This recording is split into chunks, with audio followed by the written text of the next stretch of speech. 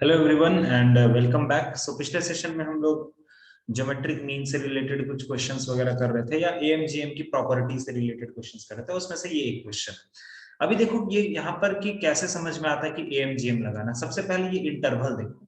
सबसे पहला क्वेश्चन देखो, तुम सबसे पहला क्वेश्चन देखो। हमें एक्स का वैल्यू रखना है 0 से π/2 में, और हमें किसका बात करना है? हमें बात करना है sine x plus cosec x का। ठीक है।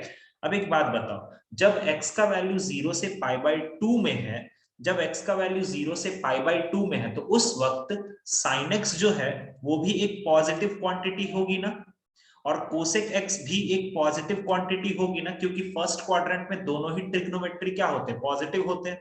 ठीक है। तो अभी सर हमें और एक चीज देखने का, बड़ा जबरदस्त चीज है कि देखो सर, साइन एक्स और कोसेक एक्स जब मल्टीप्लाई होता है तो उसका प्रोडक्ट हमें पता है सर, हमें उसका प्रोडक्ट पता है, और ये दोनों ही पॉजिटिव क्वांटिटी है। तो हम इन दोनों नंबर्स पे am greater than equals to gm लगा देंगे। तो इसको एक नंबर पकड़ते हैं और इसको एक नंबर पकड़ते हैं। तो बताओ इन दोनों का अरिथमेटिक मीन क्या लिखोगे? तो तुम लिखोगे sine x plus cosec x, ठीक है, whole divided by 2, arithmetic mean of this number, ठीक है, is greater than equals to geometric mean. Geometric mean क्या होता है? साइन एक्स इंटू कोसेक, मतलब रूट ओवर दोनों नंबर का प्रोडक्ट। तो कोसेक एक्स और साइन एक्स कट गया, इधर 1 बचा। तो तुम्हें ये फील आया कि sign x plus cosec x की जो वैल्यू है वो क्या है? ग्रेटर देन इक्वल्स टू कितना? 2 होगा। तो अगर तुमसे इसका मिनिमम वैल्यू पूछा था तो मिनिमम वैल्यू कितना हो जाएगा? मिनिमम मतलब this particular quantity is greater than equals to 2। तो इसमें मिनिमम वैल्यू कितना हो जाएगा? 2 या उससे बड़ा। तो मिनिमम वैल्यू कितना होगा? 2 होगा। आया बात समझ में? आया समझ में सबको? सर एक बार कैसे बोल सकते हैं यहाँ पे एम और जीएम का कैसे समझ में आया नेक्स्ट कॉन्सेप्ट? क्वेश्चन में करते हैं, नेक्स्ट क्वेश्चन में कर लेते हैं। अभी जैसे दूसरा क्वेश्चन देखो, अभी दूसरा क्वेश्चन मान लो ये तुम्हारे सामने लिखा रह गया कि cos x plus sec x है। अब फिर से देखो कि x का वैल्यू 0 से π/2 में है, तो x का वैल्यू अगर 0 से π/2 में, तो उस बीच में भी ये प्लस होता है और उसके बीच में भी ये दोनों ही पॉजिटिव होते हैं। और अच्छी बात यह है कि इन दोनों का प्रोडक्ट भी हमें पता है कि वो 1 होगा, कोई टेंशन की बात नहीं है। तो इसको पहला नंबर मान लेंगे और इसको दूसरा नंबर मान लेंगे, और am greater than equals to gm हम बैठा देंगे। तो अगर am greater than equals to gm हम बैठाते हैं तो ये दो नंबर्स का अरिथमेटिक मीन क्या लिखोगे?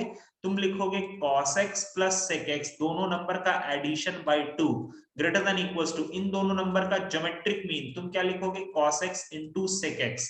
ये और ये इधर कट गया, ये 2 तो इधर चला जाएगा, ये 1 है। तो यहां से तुम्हें क्या मिल गया कि cos x plus sec x जो होगा वो ग्रेटर देन इक्वल्स टू कितना होगा? 2 होगा। तो मिनिमम वैल्यू कितना आ गया? मिनिमम वैल्यू हमारा आ गया 2 के बराबर। ठीक है। और सेम ऐसा ही तुम tan x plus cot x के साथ करोगे, क्योंकि 0 से π/2 में ये दोनों ही बड़ा हो, मतलब दोनों ही पॉजिटिव होता है। तो इसका भी मिनिमम वैल्यू कितना आ जाएगा? इसका भी मिनिमम वैल्यू कितना आएगा? 2 आएगा। समझ में आया? ये वाला चीज समझ में आया? बोलो बोलो, क्लियर है? Yes sir. ठीक है। अब रहा बात फोर्थ नंबर वाला क्वेश्चन। अब फोर्थ नंबर वाले क्वेश्चन को क्या काम किया जाए, उसमें कैसे करेंगे?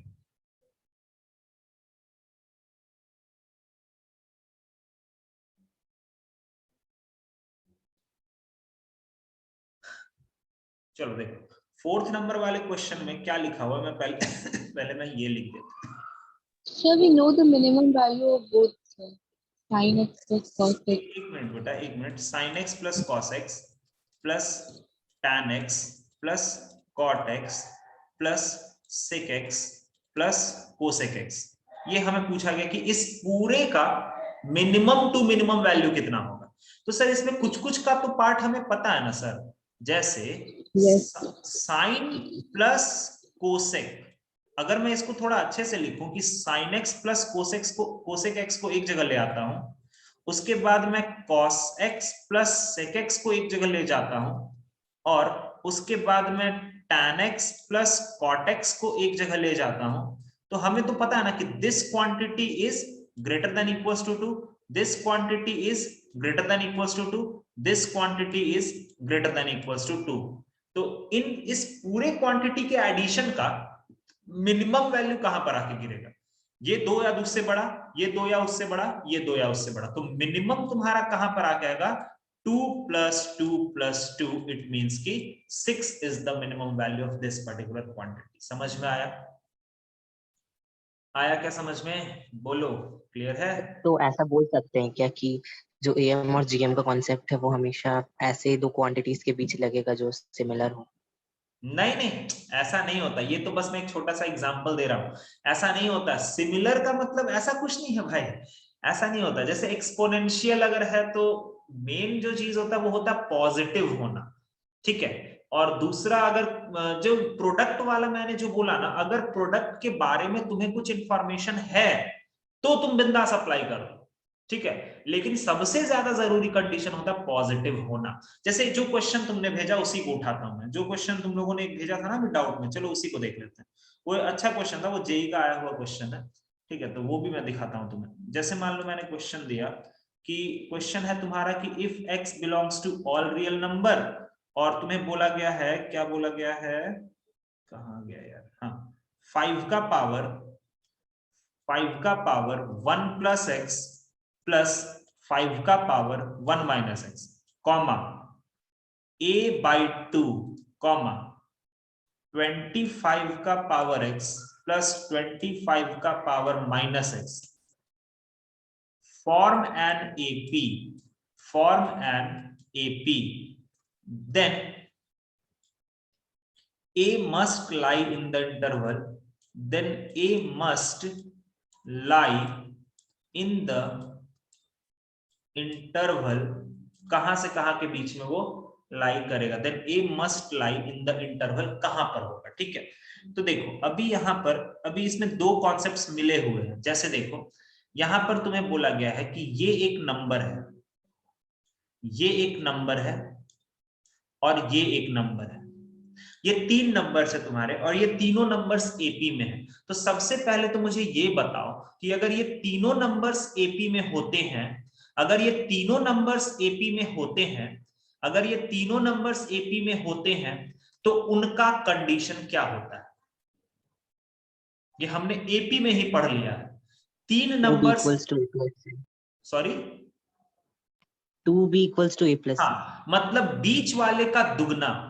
तो बीच वाले का दुगना वो बराबर होगा साइड के दोनों का एडिशन का। तो 5 का पावर 1 + x प्लस 5 का पावर 1 - x साइड वाला, प्लस 25 का पावर x प्लस 25 का पावर -x, ये उधर का साइड वाला। क्लियर हो गया ये? ठीक है। तो ये वाला तो ये कट गया। मतलब सर a का वैल्यू है हमारा 5 का पावर 1 + x प्लस 5 का पावर 1 - x प्लस 25 का पावर x प्लस 25 का पावर -x। अब सर हमें बोला गया कि a जो है उसका रेंज क्या है, इंटरवल पता करना मतलब रेंज पता करना। तो हम क्या करते हैं सर, इसमें देखिए दो चीजें हैं। एक तो ये वाला अपना ही बिंदास, अगर तुम ध्यान से देखो तो ये एक्सपोनेंशियल क्वांटिटी है। एक्सपोनेंशियल क्वांटिटी का मतलब होता है e का पावर x, 2 का पावर x, 3 का पावर x, 5 का पावर 2x, 5 का पावर 7x, कुछ भी वैसा। तो एक्सपोनेंशियल क्वांटिटी जो होता है ना, वो भी ऑलवेज पॉजिटिव होता है, कभी भी, वो इवन 0 के बराबर भी नहीं होता, वो हमेशा ऊपर ही रहता है। तो exponential quantity is always positive. तो ये क्वांटिटी हमेशा पॉजिटिव, ये क्वांटिटी हमेशा पॉजिटिव।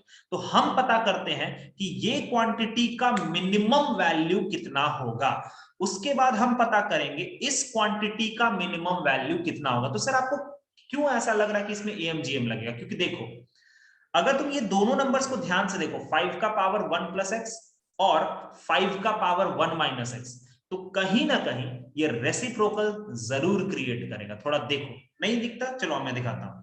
हम उठाते हैं, I will apply am greater than equals to gm technique on 5 का पावर 1 + x एंड 5 का पावर 1 - x। इन दोनों पर हम am greater than equals to gm लगाएंगे। तो am of these two number क्या लिखोगे?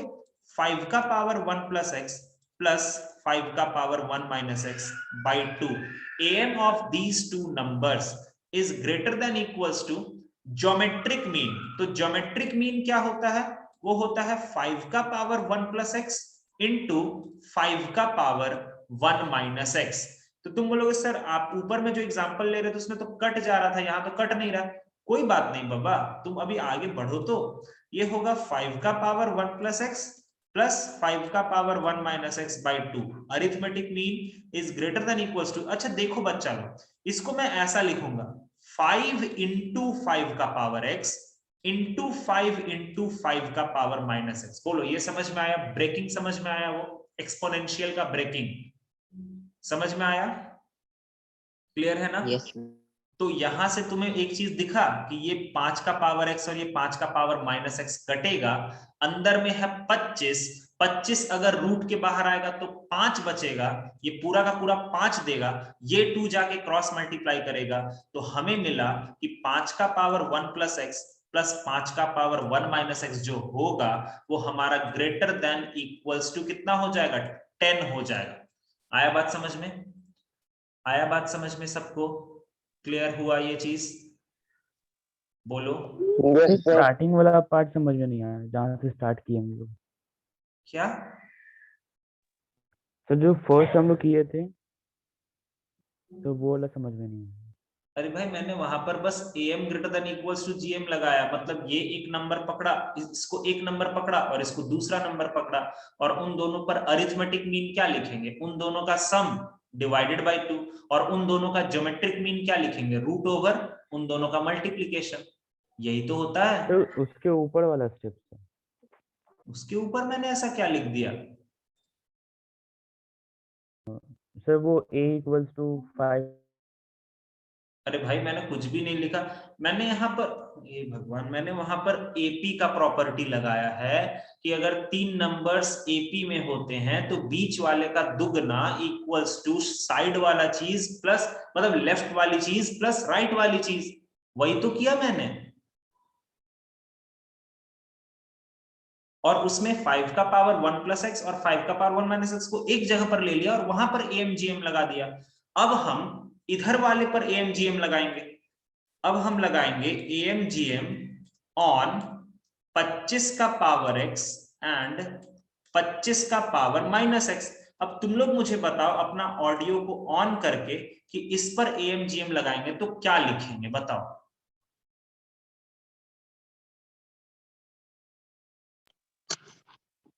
25 to the power x plus sir आप 25 उसको to the रिपीट कर सकते हैं? मैं डिस्कनेक्ट हो गया था।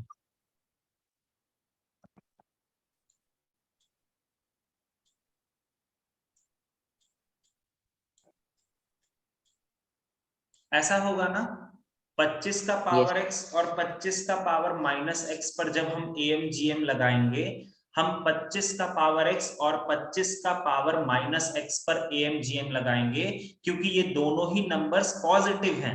तो इस पर अगर हम एमजीएम लगाते हैं तो इन दोनों का सम डिवाइडेड बाय 2 जो कि एम कहलाएगा, that is greater than equals to उन दोनों का ज्योमेट्रिक मीन। सिंपल सा तो काम कर रहे हैं यार, ठीक है। अब जिसके कारण, इसके कारण तुम्हें क्या पता चलेगा कि सर ये देखो, ये जो आरएचएस ये कट गया है और हमें मिल गया कि 25 का पावर x प्लस 25 का पावर माइनस एक्स की value greater than equals to 2 होगी, ग्रेटर देन इक्वल्स टू 2 होगी, ठीक है। अब यहां पर देखो हमारा ये जो a है, एक सेकंड में हाइलाइटर ले लेता हूं। अब इसके बाद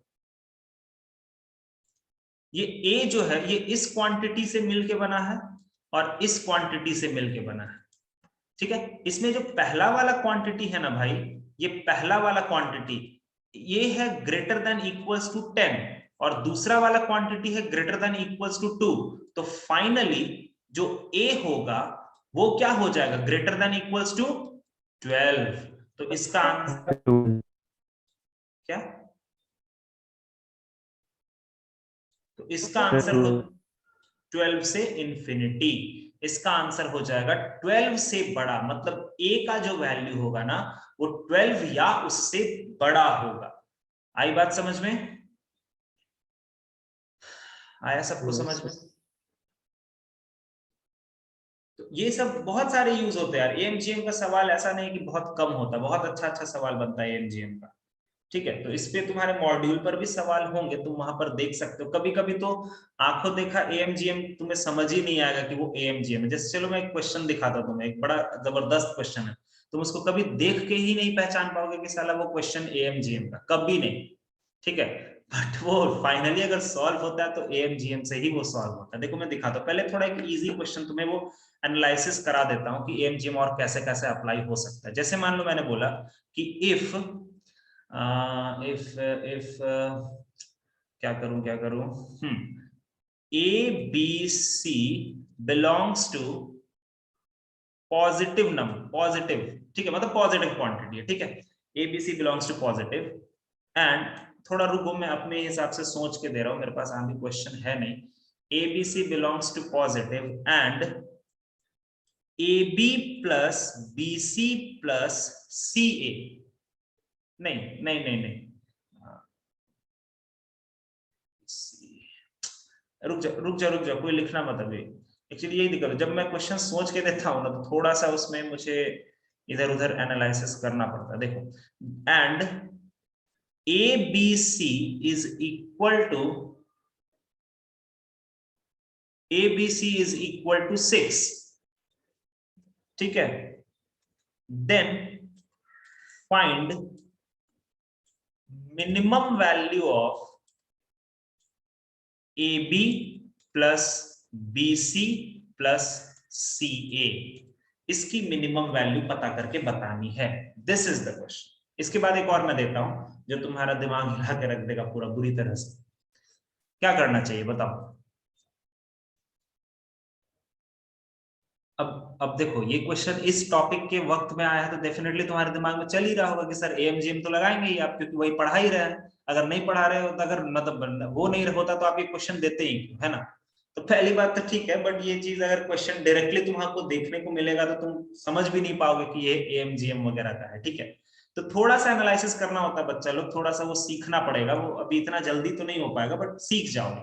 अब जैसे देखो कैसे एनालिसिस करते हैं, जैसे यहाँ पर ए बी और सी हमारा पॉजिटिव नंबर है, ठीक है, और हमें इसके बारे में जिक्र करना है। तो इसके बारे में अगर जिक्र करना है तो अगर ए बी सी पॉजिटिव है तो ए इंटू बी वो भी पॉजिटिव होगा ना, बी इंटू सी वो भी पॉजिटिव होगा, सी इंटू ए वो भी पॉजिटिव होगा। सारे पॉजिटिव होंगे कि नहीं बोलो तो? ये भी पॉजिटिव, ये भी पॉजिटिव, ये भी पॉजिटिव, सही है क्या? बोल दो जल्दी से,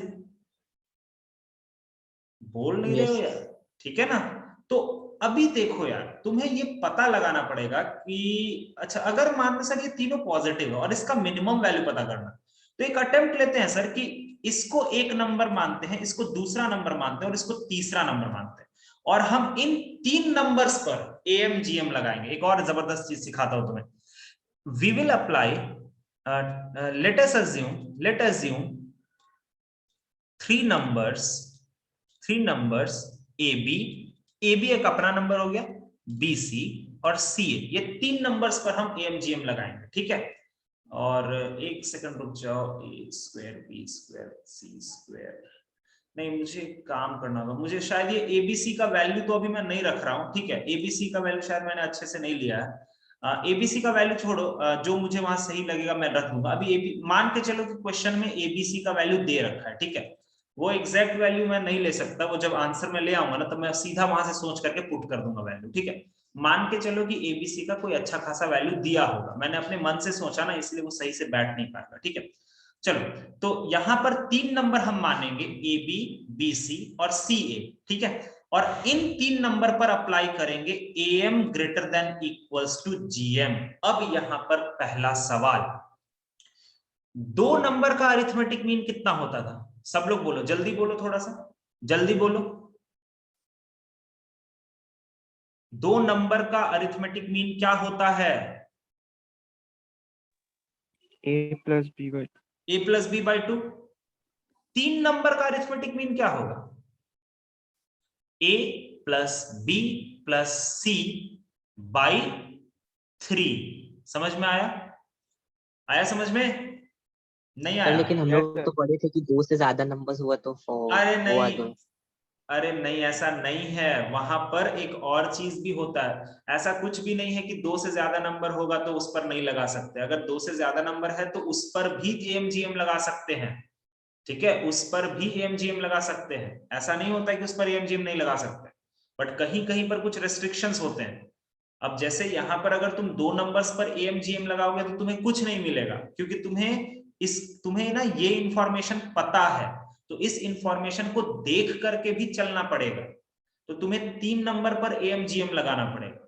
तो अगर 3 नंबर, देखो मैं लिख देता हूं कि जैसे A1 plus A2 plus A3 ऐसे करते करते AN बाई N, ये होता है arithmetic mean of n numbers. लेकिन वही ज्योमेट्रिक मीन अगर निकालना होगा n नंबर्स का, तो A1 A2 A3 ये सब मल्टीप्लाई हो जाएगा और माथे का पावर 1/n होगा। अब ये कैसे दिमाग में रहेगा सर? एक बात बताओ, ज्योमेट्रिक मीन ऑफ 2 नंबर्स क्या होता था? ज्योमेट्रिक मीन ऑफ 2 नंबर्स क्या होता था? Root over A B. Root over A B. Root over A B से अगर रूट हटाओगे तो माथे पर क्या लिखोगे?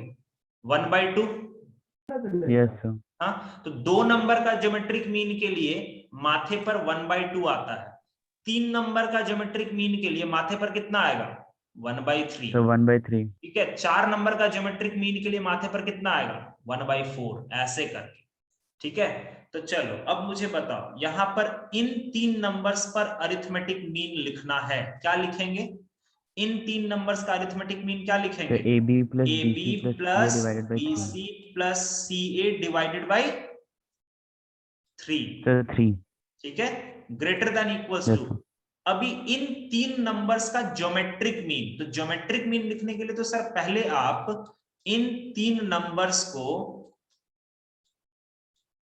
मल्टीप्लाई कर लीजिए और माथे का पावर कितना दे दीजिए? 1/3। समझ में आया क्या? आया सबको समझ यस में? सर। तो तो यहां मतलब यहाँ से, पे क्यूब रूट होगा उसका। हाँ वही क्यूब रूट या 4th रूट या 5th रूट जो भी हो। ठीक है, मान लो 5 नंबर है तो 5th रूट हो जाएगा। समझ रहे हो बात यस को? Sir. AB plus BC plus CA/3 greater than equals to, ये अंदर में बनेगा ABC का होल स्क्वायर और फिर उसका पावर 1/3। समझ में आया? आई बात समझ में? बोलो। Yes sir. Yes sir. तो अब मैं यहां पर एक काम करता हूं, ABC का, अब मैं वैल्यू, अब इसको देख करके मैं समझ गया कि वैल्यू क्या रखना चाहिए जो इजीली आ जाएगा।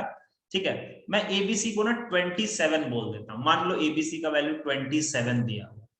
ठीक है, नहीं 27 भी तो ज्यादा हो जाएगा यार, नहीं 27 नहीं, चलो ठीक है।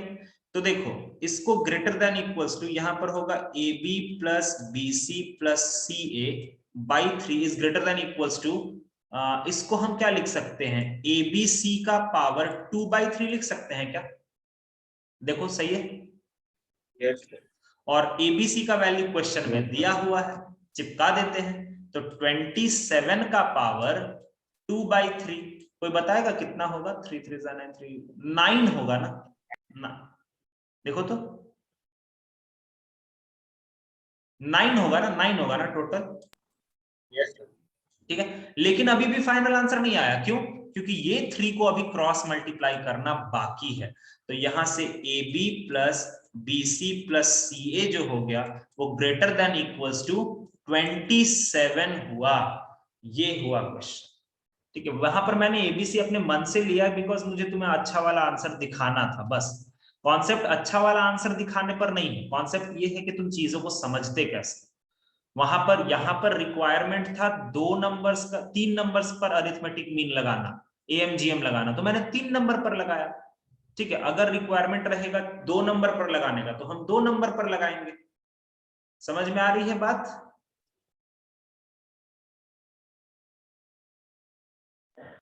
Yes sir. तो वो वैल्यू 9 कैसे आया समझ में नहीं आया। अरे यार, वो 27 का पावर 2/3, वो 9 कैसे? क्या करते हो यार, ये तो एक्सपोनेंशियल की चीजें हैं यार। 27 को लिख सकते हैं 3 का क्यूब और फिर ये हो गया 2/3। ये 3 से तो ये 3 कट गया, 3 का स्क्वायर जो कि 9 आ गया। Yes sir. क्लियर हुआ सबको? कोई ये बात बोलो। Yes sir. ठीक है, एक और क्वेश्चन सर देता एक बार ऊपर स्क्रॉल कीजिए ना।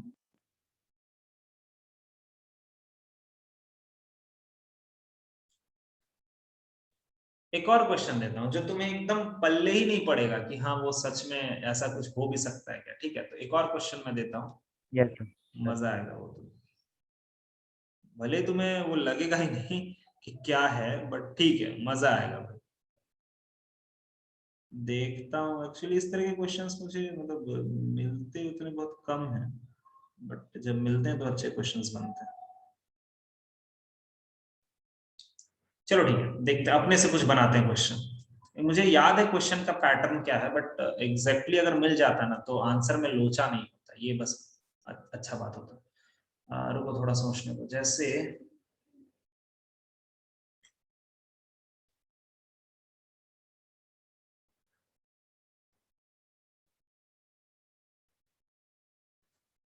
Find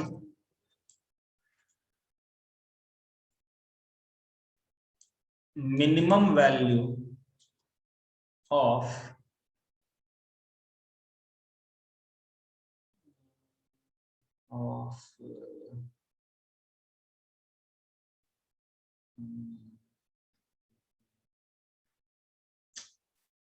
of 2a plus 3b plus 2c।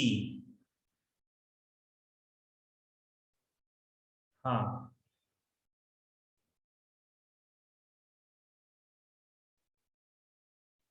ठीक है,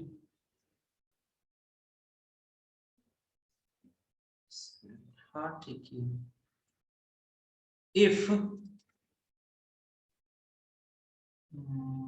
square b cube c square, if a square b cube c square equals to, वो क्वेश्चन में गिवन है, ठीक है ना बच्चा लोग, वो क्वेश्चन में गिवन है, मैं अभी लिख नहीं रहा हूँ उसका इंफॉर्मेशन क्योंकि मुझे भी पता नहीं कि क्या आएगा आंसर, ठीक है, बट वो गिवन है क्वेश्चन में। तो मान के तुम ये चलो कि इसका वैल्यू तुम्हें गिवन है क्वेश्चन में, तो तुम्हें इसका मिनिमम वैल्यू पता करना है, तो कैसे करोगे? How will you find out this particular value, ये चीज है। अब सर एएमजीएम पढ़ा रहे तो उसी का सवाल होगा, ठीक है, बट देखो थोड़ा सा अच्छे से इसको समझते हैं। अभी देखो कि यहां पर पहला विचार जो तुम्हारे मन में आएगा, अच्छा एक चीज और लिखा हुआ बच्चा लोग यहाँ पर कि ए बी सी जो है ना वो पॉजिटिव नंबर, ये लिखा हुआ है, ठीक है। तो इतना पर देखो आज सिर्फ इतना में ही चला गया पूरा टाइम, ठीक है। चलो फिर अगले क्लास में मैं स्टार्ट करूंगा हार्मोनिक मीन को, हार्मोनिक प्रोग्रेशन वगैरह, ठीक है, बट चलो ठीक है समझ लो इसको। अभी देखो क्या है कि यहाँ पर एबीसी पॉजिटिव नंबर्स लिखे हुए हैं, तो अगर ये पॉजिटिव नंबर्स हैं तो इसका मतलब है कि ये जो 2a है ये भी पॉजिटिव होगा, ये जो 3b है ये भी पॉजिटिव होगा, ये जो 2c है ये भी पॉजिटिव होगा। तो इसको देख के तुम्हारे मन में ये विचार आ रहा होगा ना कि सर जब ये तीनों पॉजिटिव है तो क्यों ना इन तीनों पर ही लगा दिया जाए एएमजीएम। आ रहा होगा ना ये विचार? बोलो बोलो जल्दी बोलो, अरे हाँ या ना बोलो ना, ठीक है ना, ये विचार आ रहा होगा सर एक बार क्योंकि रिपीट कीजिए ना ये वाला। क्या सर ये वाला रिपीट कीजिए ना एक बार। अरे भाई कितना रिपीट करेंगे यार, इतना तो मेहनत लगता है बोलने में। चलो ठीक है, यहाँ पर तुम्हें 2a plus 3b plus 2c का वैल्यू मिनिमम वैल्यू पता करना है। अगर तुम्हें वो वाला इंफॉर्मेशन दिया हुआ है तो तुम्हें यहाँ पर अगर a b yes c sir. Positive है तो 2a भी पॉजिटिव होगा, 3b भी पॉजिटिव होगा और 2c भी पॉजिटिव होगा। तो एक विचार तो तुम्हारे मन में सबसे पहले यही आ रहा होगा क्योंकि ऊपर के बहुत सारे क्वेश्चंस तुमने किए हैं, तो ये विचार आ रहा होगा कि क्यों ना ये तीनों पर ही एएमजीएम लगा दे, क्योंकि सर तो बेसिकली वही काम करते हैं कि जहां पर पॉजिटिव नंबर दिखता है उस पर एएमजीएम लगा देते हैं सर तो आराम से, ठीक है। तो अगर तुम इस पर एएमजीएम लगाओगे, अगर तुम इस पर एएमजीएम लगाते भी हो तो यहां से तुमको क्या मिलेगा, 2a plus 3b plus 2c divided by 3 is greater than equals to 2a into 3b into 2c का पावर 1/3। तो यहां से 2a plus 3b plus 2c/3 is greater than equal to 3 2 6 2 12 abc का पावर 1/3। यहां तक समझ में आया क्या सबको? यहां तक समझ में आया? बोलो। Yes, sir. बोलते ही नहीं हो, बाकी सब लोग चुप बैठे रहते हो। अब एक बात बताओ, यहां से हमें इसके बारे में इंफॉर्मेशन पता चल जाता, यहां से हमें इसके बारे में इंफॉर्मेशन पता चल जाता अगर हमें एबीसी के बारे में पता होता। लेकिन एबीसी का इंफॉर्मेशन पता है क्या तुम्हें? No sir. नहीं पता है। तो मतलब सर भले ही हम यहां पर एएमजीएम लगा रहे हैं, बट इस तरह से एएमजीएम लगाने पर हमें कोई फायदा नहीं मिलेगा। यहां से नो फायदा। व्हाई नो फायदा? Because I don't have the value of ABC. तो ये स्टेप तो हम आगे लेके जा ही नहीं सकते। तो अब क्या करें ये बताओ, what we will do now. अब क्या करें सर? अब तो एक ही रास्ता आपने सिखाया, वो रास्ता काम ही नहीं कर रहा, अब क्या किया जाए? तो अब देखो सबसे जबरदस्त चीज इस पूरे टॉपिक का, इसको जरा गौर से देखो। ये जो a स्क्वायर बी क्यूब है ना, इसको जरा गौर से देखो। इसको अगर तुम गौर से देखोगे, इसका इंफॉर्मेशन होना है, मैं अभी लिख दूंगा, बट उतना मत सोचो। तुम्हें ये लग नहीं रहा यार कि a स्क्वायर है, तो अगर तुम जीएम वाला पार्ट जब लिख रहे होगे तो कहीं ना कहीं 2 बार a मल्टीप्लाई हो रहा होगा, है ना? ऐसा लग रहा है ना कि 2 बार a मल्टीप्लाई होगा? बोलो। Yes, sir. Yes sir. 3 बार b मल्टीप्लाई। तो यार अगर ये इंफॉर्मेशन तुम समझ पा रहे हो तो एक मिनट रुको। 2a 3b और 2c है, और ये इंफॉर्मेशन को देखते हैं तो सर हमें 2 बार a आना होगा। यहां वाले में दिक्कत क्या आ रहा था सर कि एक ही बार a आ रहा था ना, तो वैसा कुछ बन ही नहीं पा रहा था। हमें 2 बार a चाहिए सर, हमें 2 बार a चाहिए, 2 बार a चाहिए। तो क्यों ना इसको हम a, लिखें क्या? अब बोलो चलेगा क्या? बोलो बोलो जल्दी। सर चलेगा ना? a क्यों? a into a होना चाहिए। हाँ ठीक है। अभी a इंटू ए नहीं, मैं ये 3 नंबर को ना तोड़ रहा हूं। अभी मैं ये 3 नंबर को तोड़ रहा हूं, फिर मैं एमजीएम लगाऊंगा। तो ये जो 2a है हमारा, यहां पर देखो, ये सबसे हटाओ क्योंकि तुम लोग के ऊपर से पार हो जाएगा, फिर मुझे रिपीट करने बोलोगे। सर देखिए, आपको एमजीएम लगाने के लिए आपको a को 2 बार दिखना चाहिए, ठीक है? तो आप एक काम कीजिए sir, 2a plus 3b plus 2c है ना, इस 2a को लिखिए a प्लस a, इस 3b को लिखिए b plus b plus b, और इस 2c को लिखिए c प्लस c। अब आप 2a 3b और 2c पर एमजीएम ना लगा करके इन नंबर्स पर एमजीएम लगाइए, नीचे वाले इस पर लगाइए, apply M GM on this number, इस पर एमजीएम लगाइए, बात तो वही हो जाएगा। देखो मैं लगा के दिखाता हूं। अगर तुम नीचे वाले नंबर्स पर एमजीएम लगाते हो तो M greater than equals to GM, तो बताओ इन सभी नंबर्स का एम तुम क्या लिखोगे? बोलो जल्दी से, क्या लिखोगे तुम लोग एम?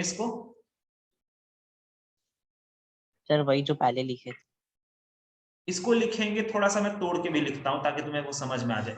इन नंबर्स पर एमजीएम लगाना है, इन नंबर्स पर एमजीएम लगाना है, तो तुम लिखोगे a plus B plus B plus B plus C divided by क्या होगा? Divided by sir 7। Yes 7, yes 7 is greater than equals to GM लगाओ। तो अगर तुम जीएम लगाओगे तो ये क्या बनेगा? a into b into b into b c into c का पावर कितना? 1/7। 1/7। अब यहां से यार देखो, कैसे भी तो हमें 2a 3b और 2c बनाना था ना, बन गया ना न्यूमरेटर में। और देखो 2a बन गया, 3b बन गया और 2c बन गया। इधर भी अपना काम हो गया सर, और थोड़ा अच्छे से देखिए तो इधर भी अपना काम हो गया। समझ में आया सबको? आई बात समझ में? बोलो। सर तो ये पहले क्यों नहीं हो रहा था? बात तो एक ही है दोनों में।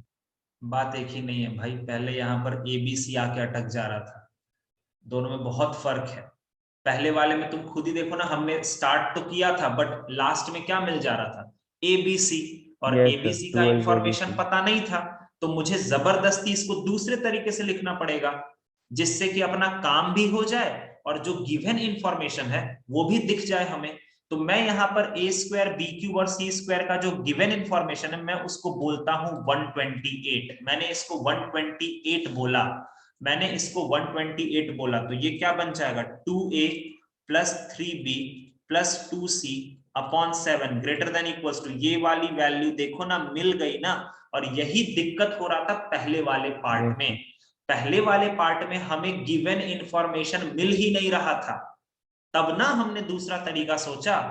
समझ में आया तुम लोगों को?